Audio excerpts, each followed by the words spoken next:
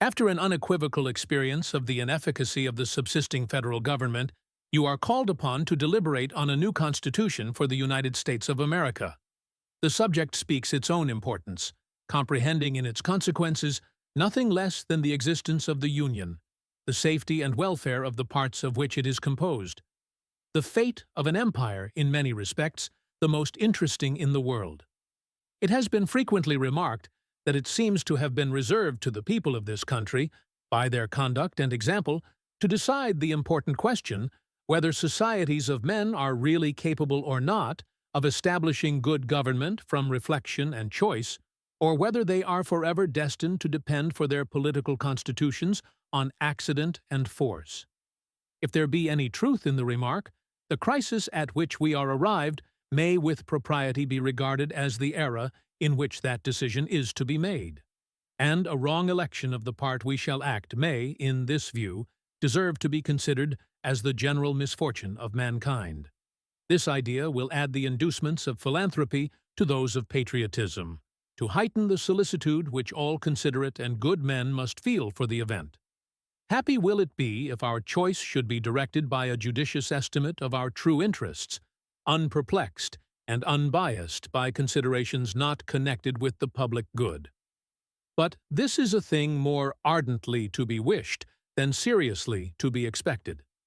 The plan offered to our deliberations affects too many particular interests,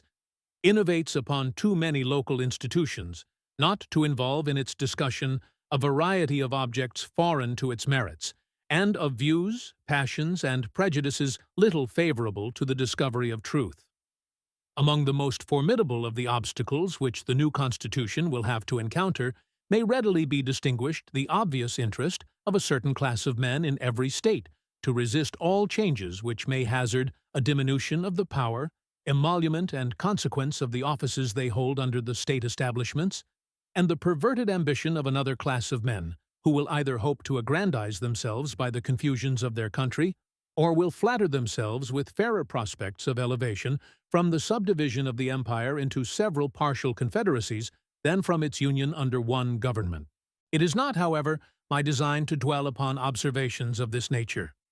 I am well aware that it would be disingenuous to resolve indiscriminately the opposition to the proposed Constitution into the ambitious views of the leaders, or to attribute to the enemies of it indiscriminately the motives of personal advantage or political hostility.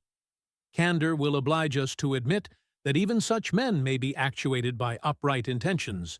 and it cannot be doubted that much of the opposition which has made its appearance, or may hereafter make its appearance, will spring from sources, blameless at least, if not respectable,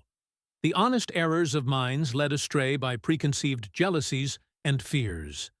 So numerous indeed and so powerful are the causes which serve to give a false bias to the judgment that we, upon many occasions, see wise and good men on the wrong as well as on the right side of questions of the first magnitude to society. This circumstance, if duly attended to, would furnish a lesson of moderation to those who are ever so thoroughly persuaded of their being in the right in any controversy.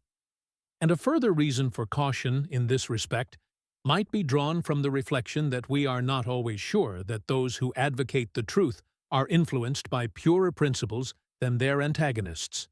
Ambition, avarice, personal animosity, party opposition, and many other motives not more laudable than these are apt to operate as well upon those who support as those who oppose the right side of a question.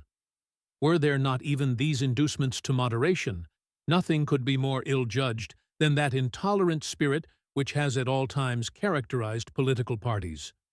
For in politics, as in religion, it is equally absurd to aim at making proselytes by fire and sword. Heresies in either can rarely be cured by persecution.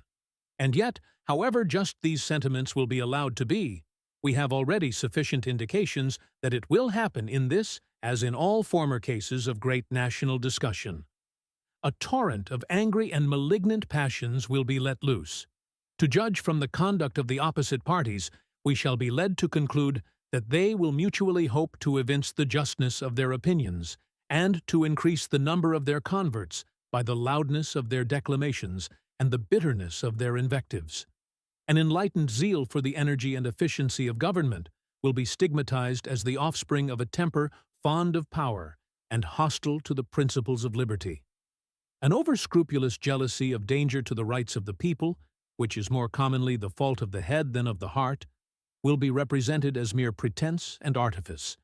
the stale bait for popularity at the expense of the public good.